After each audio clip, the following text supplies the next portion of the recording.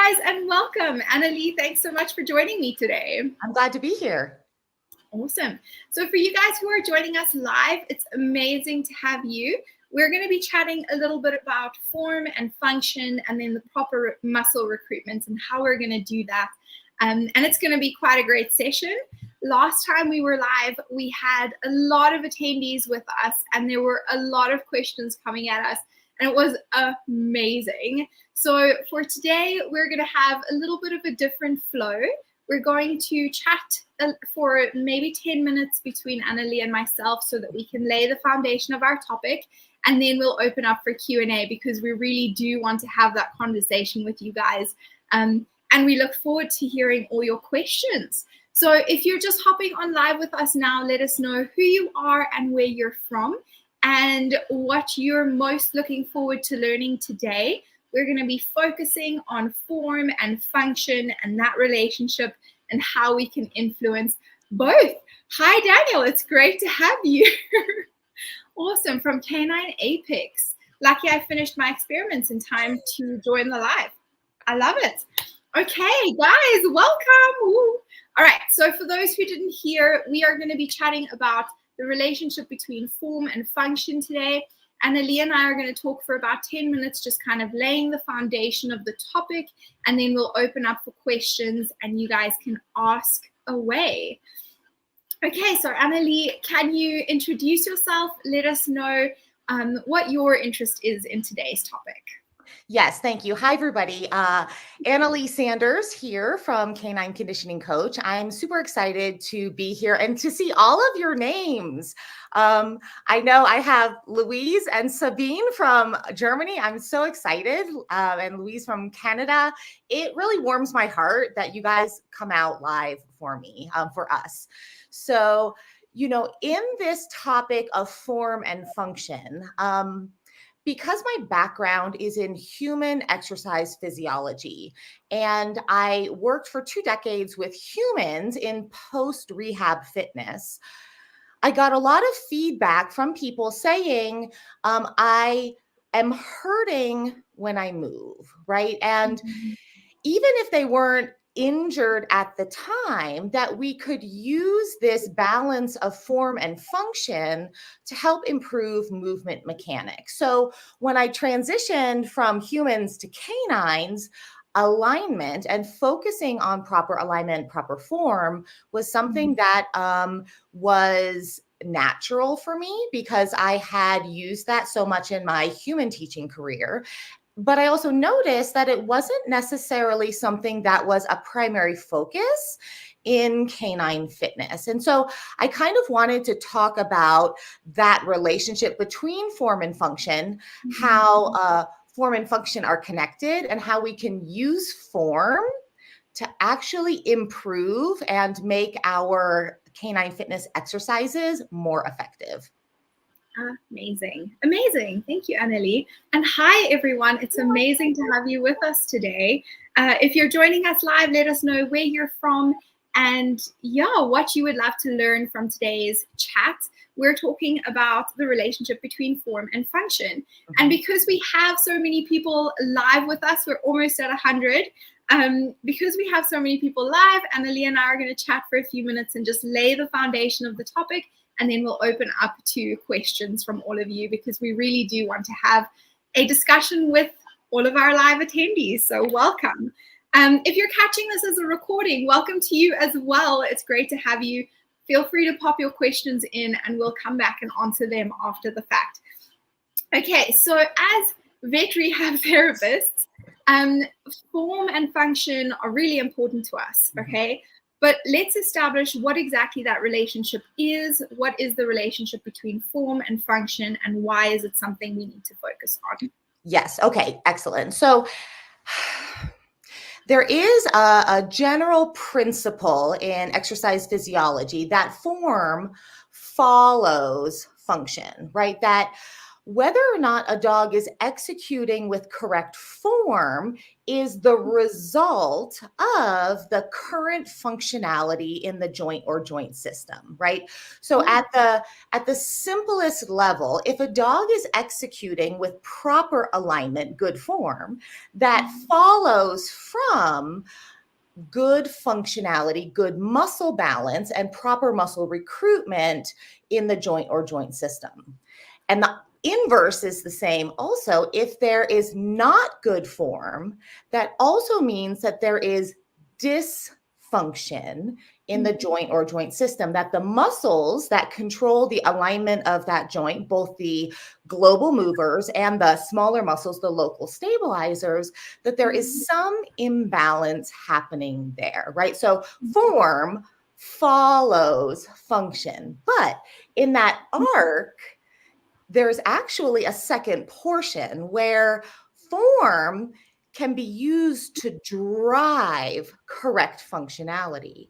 So if we're dealing with a dog that has dysfunction, right, that they're not moving with good form, that they're not sitting with good form, they're not lying down with good form, that we can enforce, this is what I'm so excited about, we can enforce good alignment to affect functionality. So as an example, if my dog, the dog that I am assessing, let's say, is sitting with improper alignment, let's say external rotation through the rear limbs and kind of rocked back on the pelvis, so sitting like a pig with a rounded spine, that tells me that the muscles on the outside of the hips and in the rear legs are pulling too much, and the muscles on the inner part of the leg, the internal hip rotators and adductors, are not pulling enough. But simply by correcting that alignment, asking them to move from poor alignment to good alignment, we are positively affecting functionality, right? That by using good form, we are ensuring the weak muscles are working harder and the muscles that are too strong are lengthening or working eccentrically to balance out that system and restore functionality. So while form follows function, form can also drive function. Okay. Okay, I love it. I want you to go a little bit more into form, because when I hear form, I'm thinking about conformation or posture, and obviously the form that the dog is using when they're performing a sit. Okay, but I would first be looking at just their posture or conformation. So do you want to expand a little bit on form and what we're looking at and talking about here?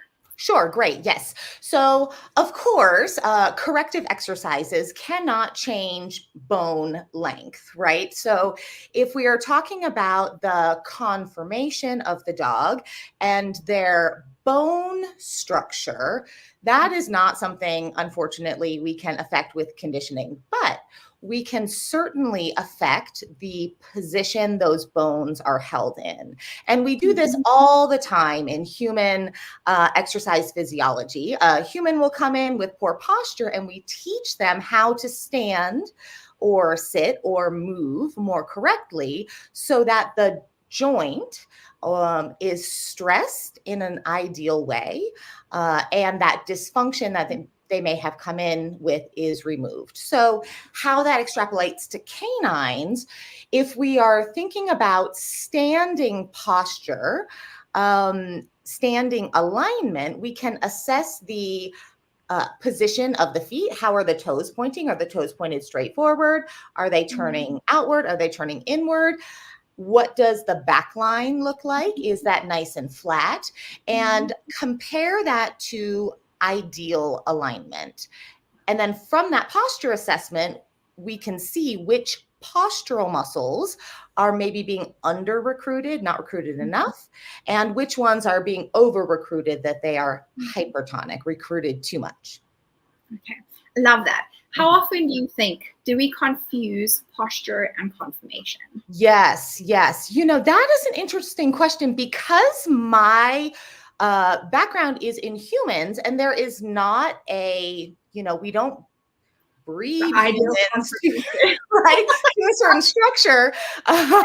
That is not like a filter that I came to this with. So oftentimes, of course, if a dog is showing, let's say, more upright shoulder angulation, there's nothing we can do to change the bone length. But we can certainly, two things. One, we can certainly adjust the posture that they are holding, let's say, the shoulder blades with in relationship to the rib cage. We can improve scapular depression, lifting the rib cage up. And we can prepare the musculature around that shoulder joint to more effectively absorb forces. So a dog with more upright shoulder angulation is going to have a harder time, because the shoulder is more extended. They're going to have a harder time with shoulder flexion. So we can prepare those shoulder flexors, over prepare them for their demands, whatever that is, in their sport or work, to ensure that even though they have maybe not ideal structure, that they still have good functionality. I love that. I love that. We have a webinar in the online Pet Health membership with Marinette Teeling, where she goes a little bit into this, and you can see a change in conformation in a dog over time, where they become weaker or stronger because simply their angulation changes, right? So I love that you brought the foreleg into that, because the foreleg isn't attached to the body by a joint, which makes it even more susceptible to postural change in the angulation of those bones and joints. So I love that. I love that. I think we and we had a comment here where they use those terms interchangeably.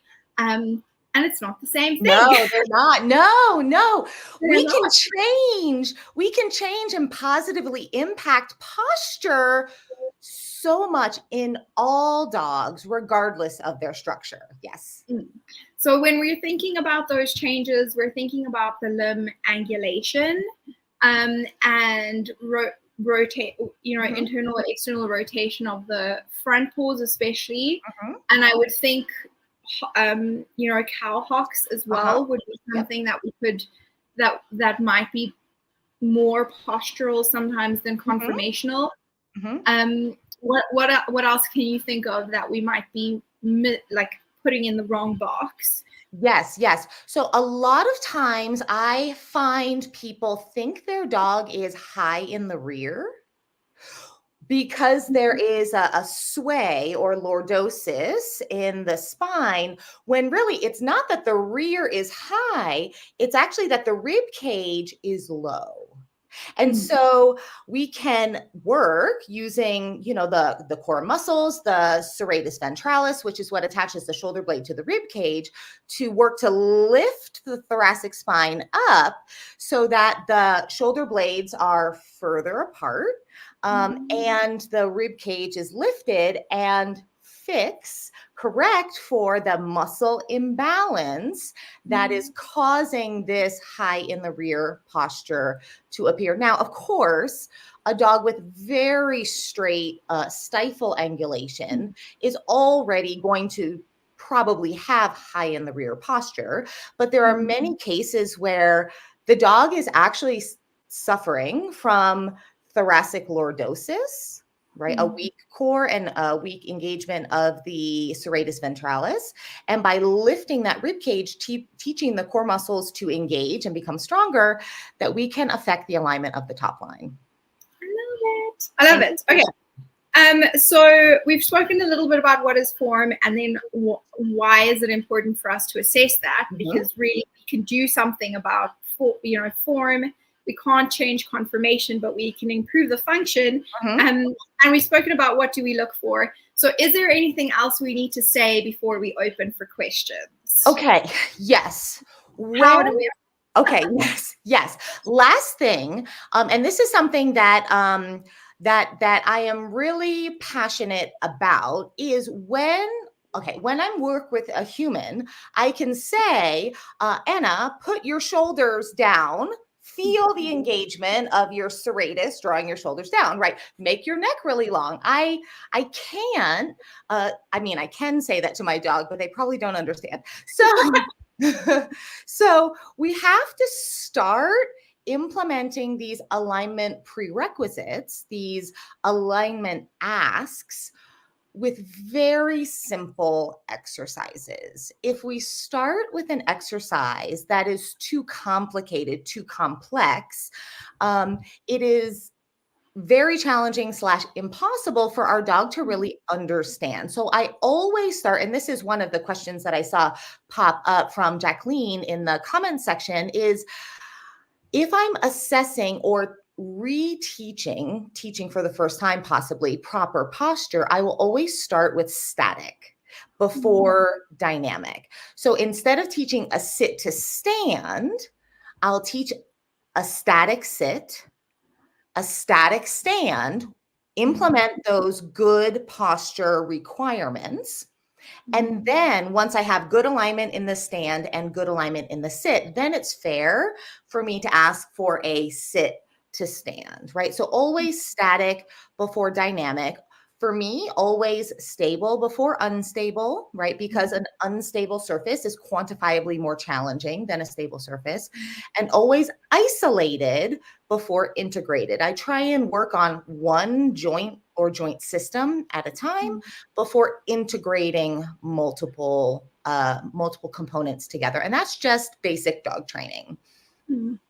I think that's very important, because we do often go too quickly in trying to achieve a specific goal, forgetting about that postural imbalance that we might be dealing with. Okay, so if you're teaching a correct stand, a correct posture, how are you correcting that? Because the dog is already doing it wrong naturally. So I can teach it to stand, it can stand, but how do I correct for the imbalance of its posture?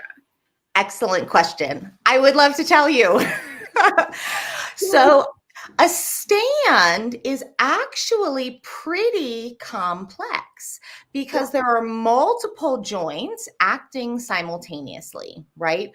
And there are multiple joints that are in a semi-open kinetic chain, meaning they are in kind of a mid-range position and could be rotating or moving and affecting each other. So it is very challenging to teach a stand as the primary. So I would take it even back one step and work on a sit or a down as my primary, because those postures have many more joints that are closed or fully flexed in that position, which allows me to target the postural muscles more in a more isolated way. And I use a platform or prop setup that is just wide enough that it forces the dog to move the limbs, we'll say the rear limbs in this case, into proper alignment. If the dog is sitting in external rotation, let's say, I'll use a prop that's just wide enough and a few inches high to move them into proper alignment, and I reward that. So when their leg slips off, the rewards stop. When the leg comes back on, the rewards continue. So we are improving posture, not just from the physical body perspective, but also from the neuromuscular re-education perspective. Because if I teach a dog to value pulling their limb back into alignment, and they know that that's a way they can earn a reward, they're much more likely to implement that behavior, which is what posture is, in the future. Okay, I love it. All right, are we ready to open for questions? We're ready. Guys, if you are live with us, welcome. It is so good to have you. We really are here to have a conversation with you. So I'm going to stop coming up with questions now, which is very sad.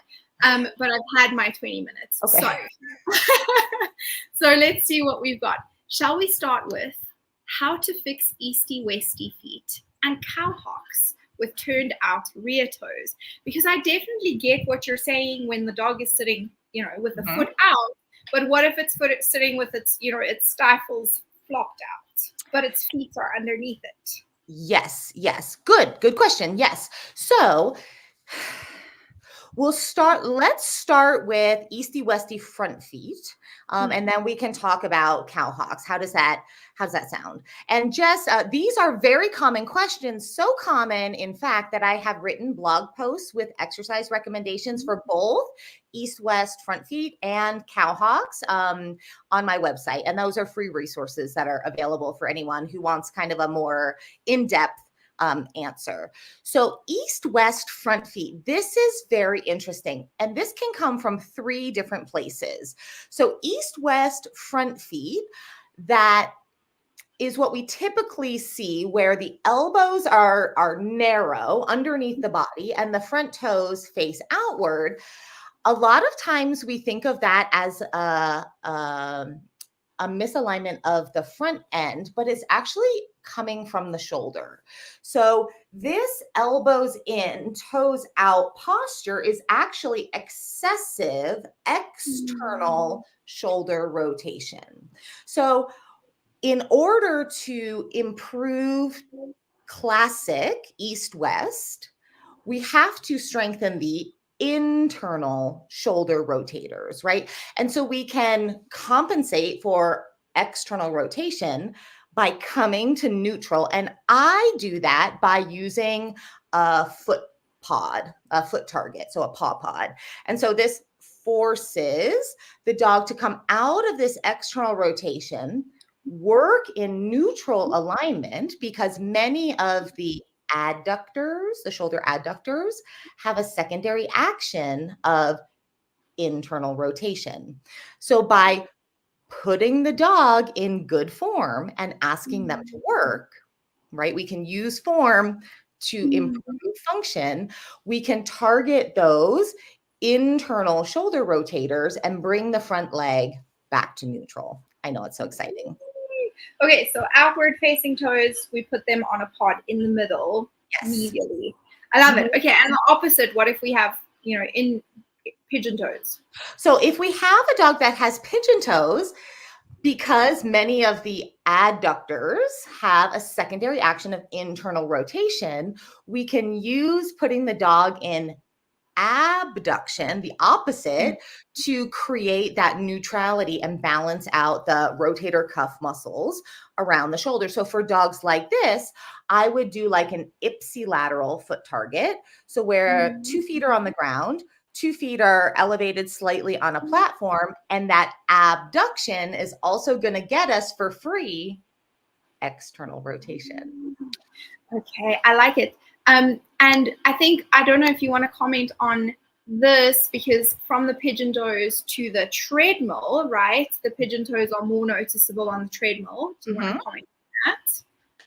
Yes. And so this kind of speaks to isolated before integrated. If my dog is displaying pigeon toes or internal rotation in the static position or in slow movements, then of course they're also going to carry that lack of functionality, turning into less than ideal form. They're going to carry that dysfunction into something like the treadmill that is a very complex, kind of fast and not stressful bad, but challenging stressful execution. So I would take that back to simpler exercises until I saw my dog was able to execute with good functionality, proper alignment through those exercises before implementing something like the treadmill, something complex like that. Okay.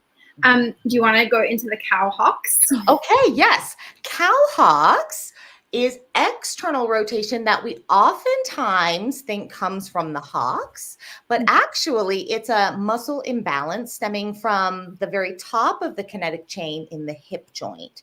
So that would be an example. So cowhawks, where the rear toes are facing out and the point of the hawk is tilted in, is where the outer hip muscles, the external hip rotators and abductors are too strong. They're pulling too much for the system, and the internal hip rotators, adductors, are not pulling enough. So we can, again, use proper form to affect that functionality by using a narrow sitting platform, and then maybe even one step further, one pod under the rear feet will force the dog to pull those rear toes close together, and we get that neutral alignment, that internal rotation and adduction for free. I love it. Right. Okay, let's talk about straight angulation. What do we do if we have a really straight stifle and or hock, because they'll often go together? Yes. Very good. This is a great question also.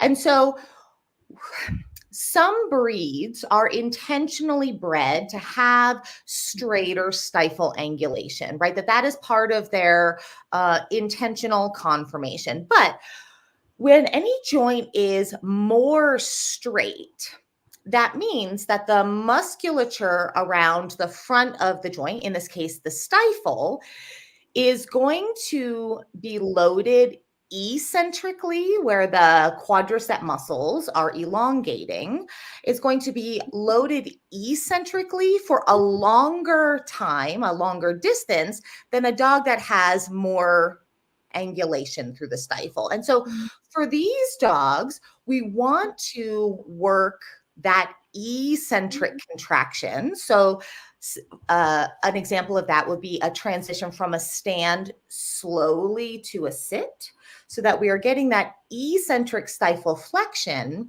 so that the soft tissue, including the muscles, the quadricep muscles, the tendon, the patellar tendon, the soft tissue, including the cartilage all around the inside of the joint, all of those tissues are well prepared to help absorb forces of work and sport. So that will also prepare the dog, because of course, stronger muscles have more bandwidth to work hard, and they can work hard for a longer amount of time. So that might give the dog more resources.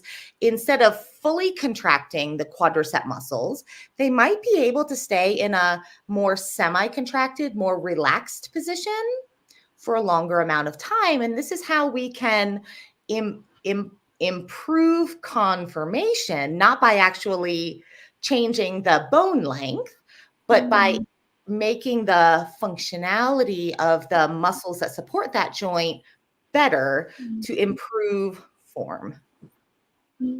Okay, I like that. Barbara, let's pop your question up. Is it possible to correct the pause position in the underwater treadmill or the treadmill with my hands with every step? Because this is something that we will commonly do as professionals, is gait training, where we're having the dog slowly walk and we're positioning or placing the feet.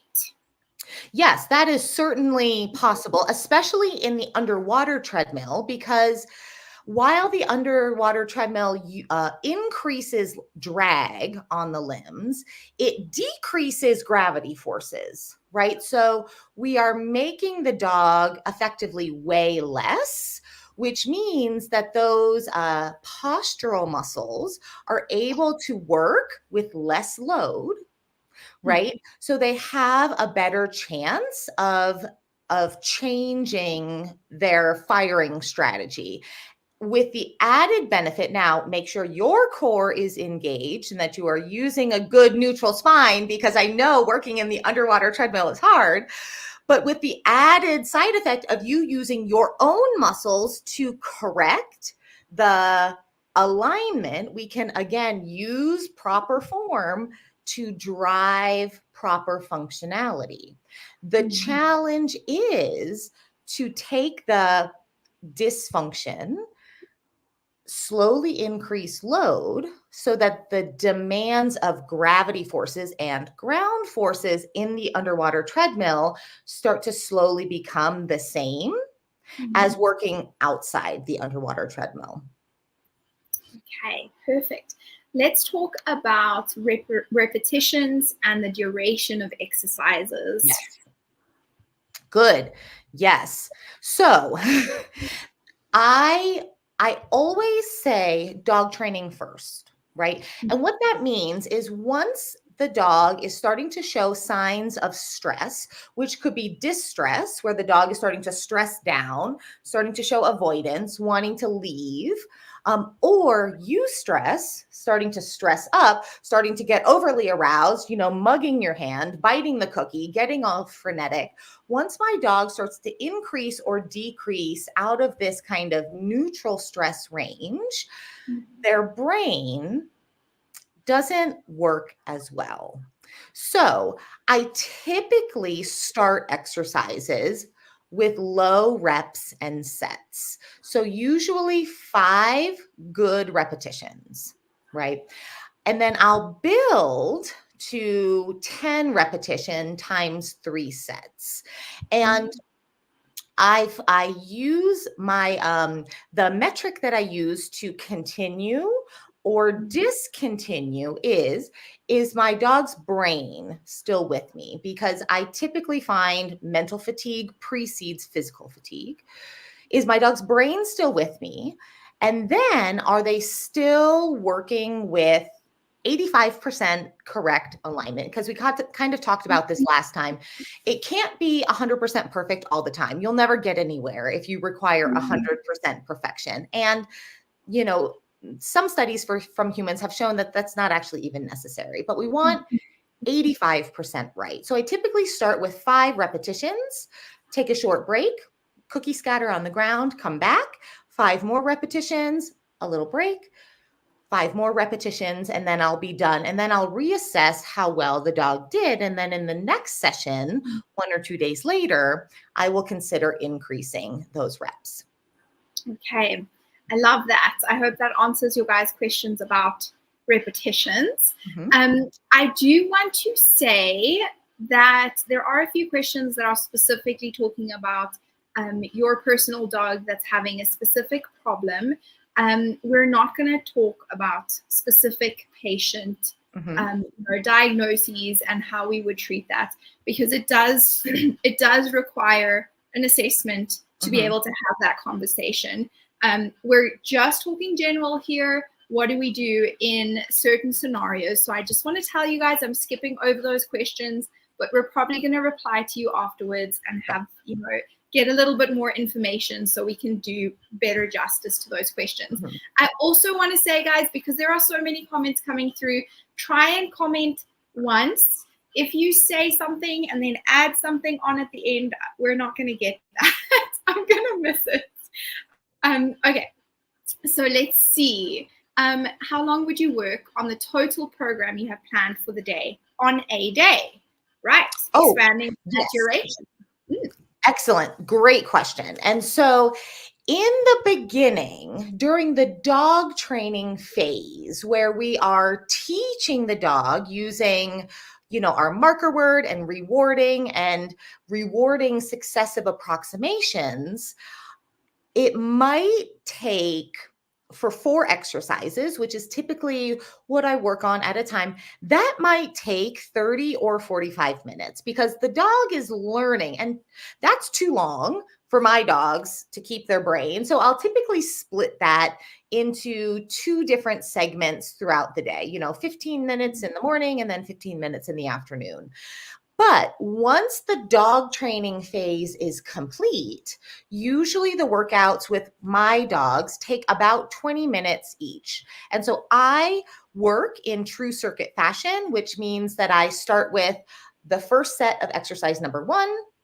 Without any break, I move to the first set of exercise number 2, then exercise number 3, then exercise number 4, and then I start back on exercise number 1 for the second rotation through, and then the third repetition, revolution through those sets. And so that's a really time saving way to implement the exercises once they are trained. But like any dog training behavior, working through multiple behaviors in one training session repeatedly can be confusing for the dog. So always dog training first, but once you're through, it usually takes me about 20 minutes, 15 to 20 minutes to work through 4 exercises.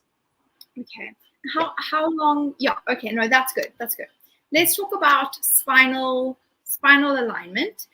So Julia says, I notice a bit of a dip just behind the withers leading into a roached top line. And how can I help him to improve his posture? And I would love to add just a little caveat there, because often the any kind of spinal malalignment, so if we're seeing a roach or we're seeing, rounding to one side or the other, it's an indication of dysfunction, so pain or lameness or unloading of a certain limb or area in the body. So as you answer your question, I just want our listeners that are owners specifically to remember that if you're exercising your dog and there is dysfunction, you can make that worse because we're loading that dysfunction. So yes. And, as adding to that, if you're seeing a postural misalignment and you're not seeing improvement in 4 training sessions, that's short. There really should be an assessment with diagnostic imaging or hands-on consult for sure, because no one would feel more guilty than by mistake making their dog more painful, right? So if this is true posture and we're trying to use exercises to improve what we think is a muscle imbalance and we're not seeing improvement quickly, definitely take your dog for an assessment, because there could be something underlying that that we're making worse. So assuming you have had an assessment and this dip behind the withers is not something that is neurological or congenital, a dip behind the withers typically is the same postural deviation as when humans pull the shoulder blades together too much. So if you do that, right, if you did that on all fours while you were on hands and knees, the shoulder blades come closer together, which makes the rib cage drop down. And if we looked at you from the side, that part of your thoracic spine would then be concave. That's called lordosis, when there's a concavity in the spine. So for dogs, I would put my dog in a down position. And I actually showed a little photo of this of my red border collie, David Rose, in the promotional video, where his shoulder blades are pinched together and his rib cage is sagged down. And I adjusted my placement of reward to help lure him a little bit more forward and up. And as a side effect, that had him push down into his elbows, lift his rib cage up, and those shoulder blades moved further apart. So that is an engagement of the serratus ventralis, which attaches the shoulder blades to the rib cage, the pectoral muscles that attach the upper arm bone to the rib cage, and the rotator cuff muscles, while lengthening the muscles between the shoulder blades, like the trapezius and the rhomboids. All of those muscles are then lengthening. And this is the thing, you don't even need to know the name of the muscles. You just need to know these shoulder blades are too close together, and I need to adjust my dog's alignment to bring those shoulder blades further apart and lift the rib cage up. And if you are using this good form, you are also driving that proper functionality. So if you know what good alignment is and you are helping your dog or a client dog move into that good alignment, you are effectively moving from dysfunction to function. Perfect. Love it. Okay. How do we make the transition from static on a prop to static with no prop? Yes. Do you need to? Do we need to? I don't know. How then do you go to dynamic? I still use props. Okay. I still use a boundary to teach my dog, hey, you have to keep your feet on this thing while you are moving. So, for example, if we're using the sloppy sit example, I would keep the rear foot prop there, helping to enforce proper alignment, reminding the dog, hey, you have to keep your foot on this thing. And then I would transition from a sit to a stand. I might even take that into like a plyometric challenge, ultimately, where the dog is moving from a sit to a stand quickly, maybe a very slow eccentric, and then a fast concentric. And so in the context of conditioning or corrective exercises, we don't actually need to transition away from props. But if you did want to, if you have, and this is how form and function, the circle of form and function, if I have prepared my dog properly using corrective exercises and restored functionality, they will execute with proper form when asked. Okay, so it does translate into real life.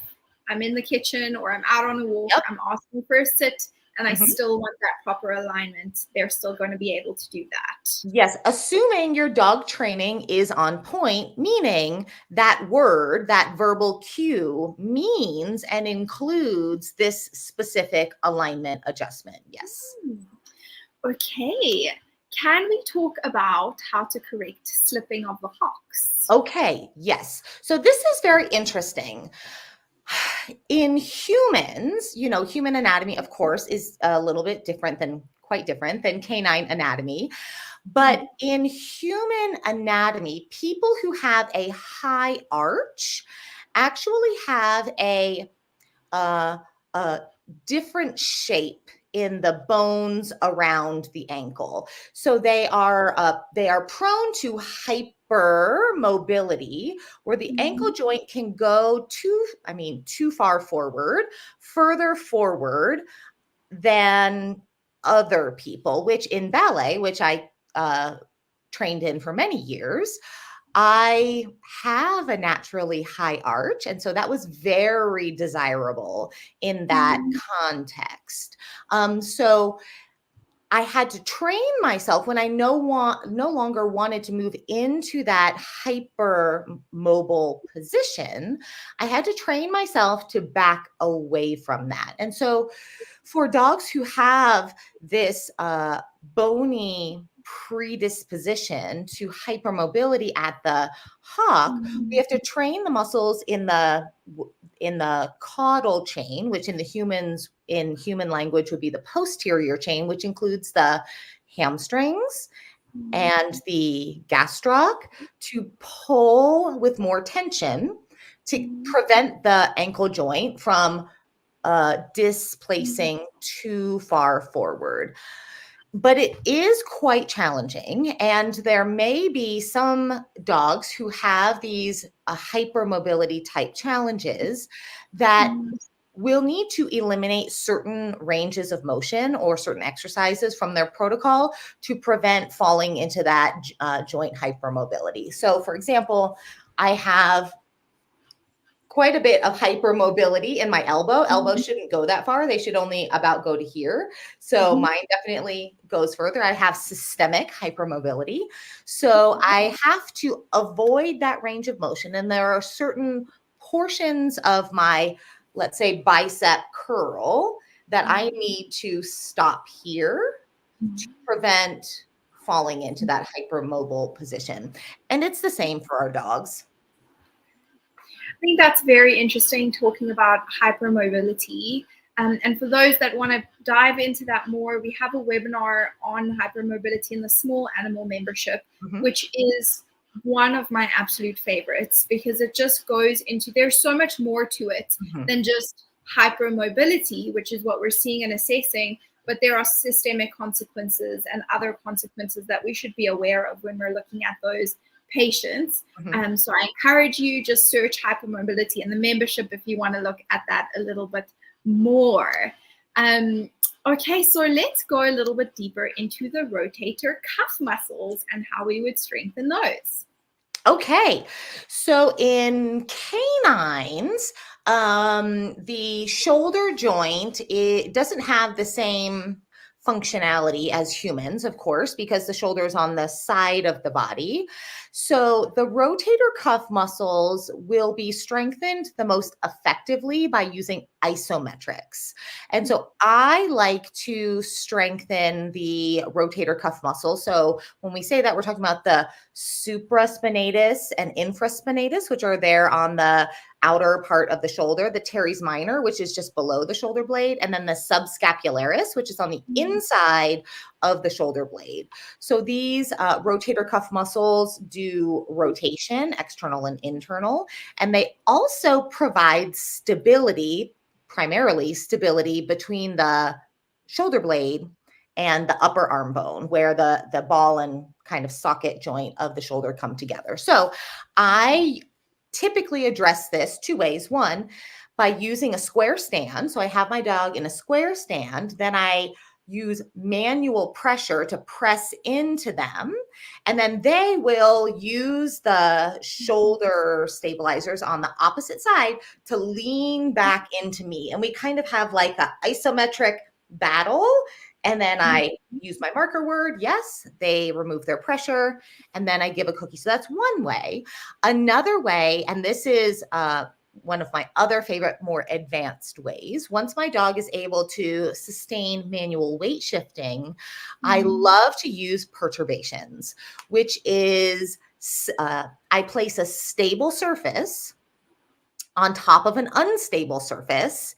And that provides this really quaky, shaky kind of environment that forces those muscles to turn on and do their job. But only perturbations, which is very advanced, after functionality has been restored to increase the strength of those shoulder stabilizers.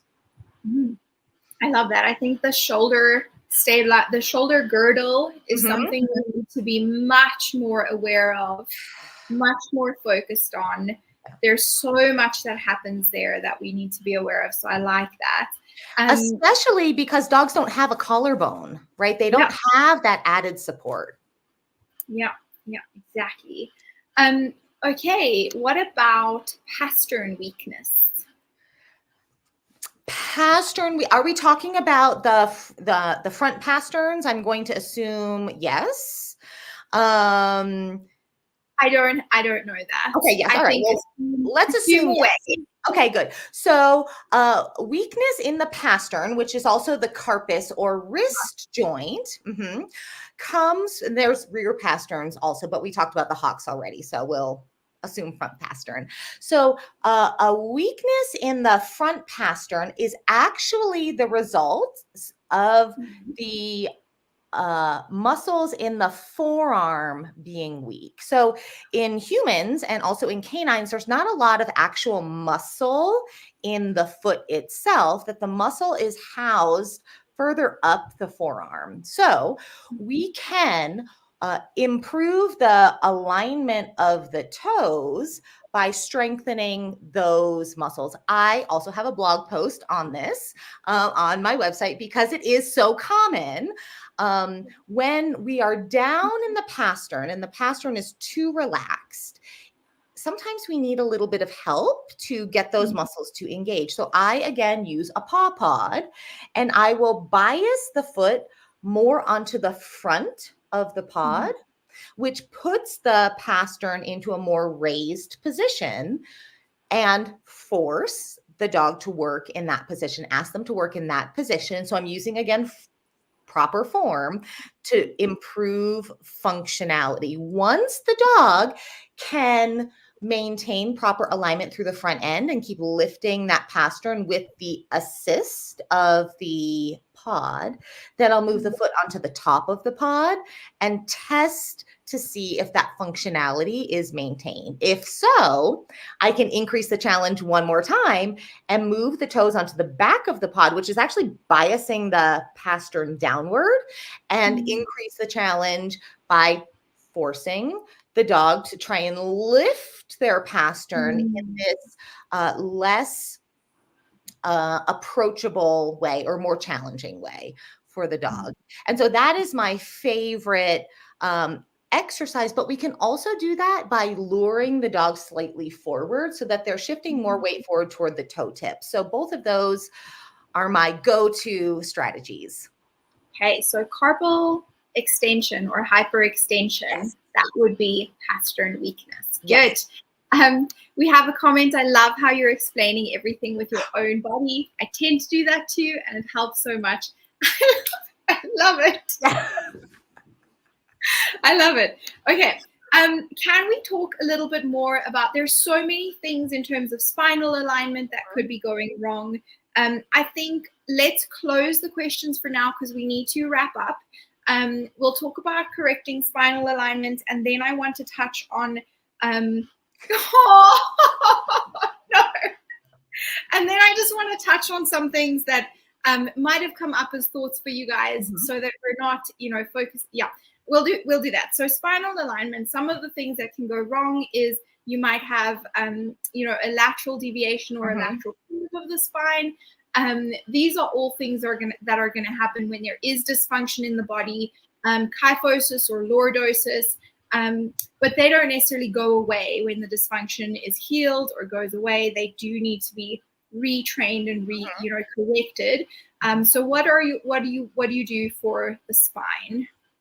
Yes. And so after the rehab phase, when we are talking about post-rehab fitness, postural deviations that come from pain often are harder to retrain because punishment works, right? Like punishment, where the dog becomes, painful or afraid, it has consequences. It has fallout.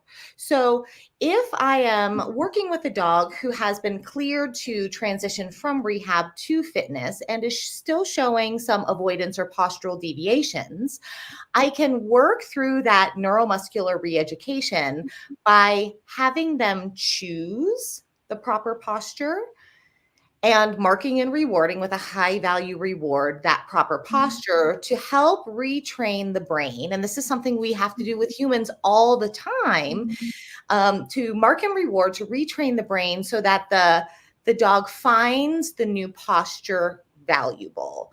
Until we do enough to untrain the old habit because of pain and retrain the new habit, we really have to stay with those kind of more focused exercises until we build that neuromuscular reeducation. Okay, perfect.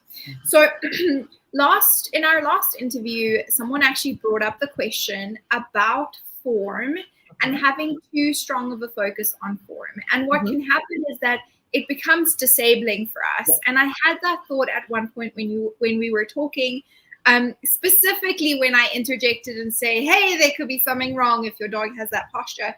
But what happens is if we focus too much on form, we might end up not exercising our dogs at all, right? So you're going for a walk, your dog is showing rotation of XYZ, and then you're like, oh no, I shouldn't walk.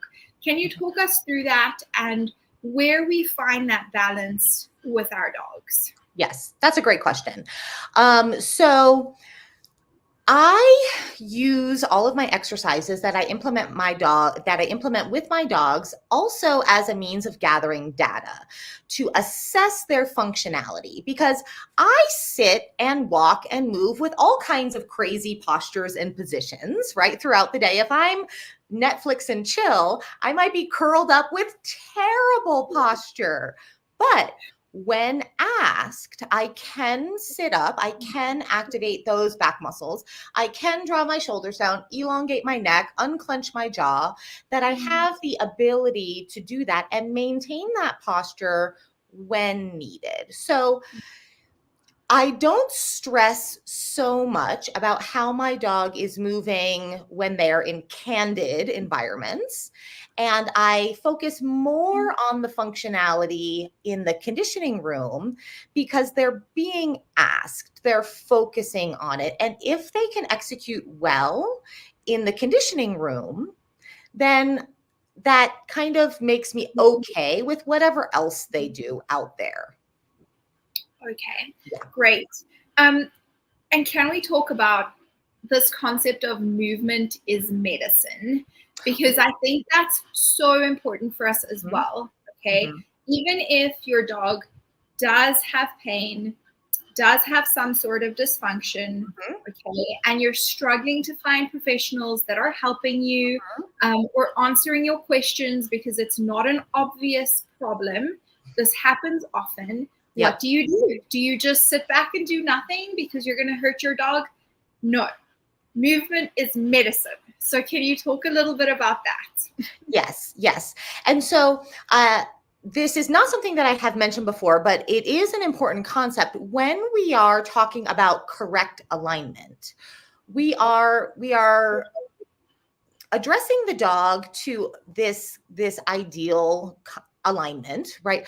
But also we're comparing the dog to the dog, right? So I have one dog handler team that I work with. The dog's name is Cooper, and he has a variety of different issues. And he has been cleared, by his neurologist and his rehab professional to work with me. But Cooper will never have perfect alignment because he has some issues and injuries. So we always compare Cooper to Cooper. And so we compare Cooper to his progress from where he was last, not his progress compared to my Labrador Ron Burgundy, who is like super buff and no issues, right? And so if we are seeing progress in our rehab exercises or post-rehab fitness, if we're seeing progress, that means that we are restoring functionality, and some functionality being restored is better than no functionality being restored, right? Like I have injuries and issues and I still live a really fun life, that I shouldn't do nothing just because I'm not perfect. Yes, I love that. So we're always working towards better, but not perfect. Not perfect. Yes. I love that. Thank you. And progress, not perfection. Progress, not perfection. And that's the really the perfect thing. If you're unsure about whether you're doing the right thing or the wrong thing for your patient or for your dog, you look at the change, you look at the progress, you look at what happens after the session, and you adjust accordingly. Yes. Okay. So hi to people that are just joining in. It's so good to have you. Guys, if you are joining in now or you're watching this after the fact as a recording, it's great to have you. Thank you guys for taking the time to be here with us. Annalie, thank you for taking the time to share your knowledge with us and for being so open to have these conversations. It's really great to have you. We're going to schedule another one, okay. I think. Sounds good. Great, because I think there are lots more questions and many more areas that we can discuss here that are really valuable. So maybe I can ask you guys if there's a specific topic, a specific theme that you want us to discuss, let us know, and maybe we can address that in our next session. If there are any more questions that come through, we'll come back and we'll answer them after the fact. So thank you so much, guys. Is there anything else, Annalie, that you need to tell our listeners? No, I'm just to see all of these comments and to see how many of you were able to join live, even though maybe it wasn't like the perfect time zone. It really warms my heart. Like I am just one human trying to make a positive impact on the conditioning world, and to see all of you, it makes my eyes wet. So, and thank you so much for having me and providing this platform for us. It's such a pleasure. It's amazing having all of you guys with us. Thank you. I'd love to leave you guys with a tidbit. So we've chosen our theme for the Vet Rehab Summit. It's on the 31st of August. If you're unfamiliar with the summit, it's our annual conference where we come together live. It's very exciting. And this year, our theme is, drumroll, it's the ethical dilemmas of vet rehabbers. Yeah. So we're going to be talking about some really interesting stuff. Mark it off in your diary. It's a live event and it's going to be great. Okay, Thank you so much, everyone. Have a great, oh wait, where can they learn more from you, Annalie? I keep forgetting that question. Where can they learn more from you? Great. Yes. So I have my website, which has a ton of free resources, is canineconditioningcoach.com. And that's just spelled out with all C's. Or you can Google my name and the site will come up. And, there is at least half of the video tutorials and all of the blog posts are free. And you don't even have to put in your email or anything like that to access that information. So feel free to take advantage. Amazing. Thank you. It is a phenomenal resource. So go check it out, guys. Okay. Bye.